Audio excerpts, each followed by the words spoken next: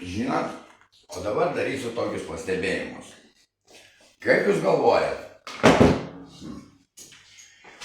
Jeigu, ar jums nereikėtų tokio nors valandai tvarkytojo? Man tikrai nereikėtų, įsivaizduoti. Aš guliu, kažkoks velnias atein, šluoja man. Bet, a jeigu tingi moteris visa, nesportavus gražiai kvepia, ir ją reikia sutvarkyti, sušluota reikalas.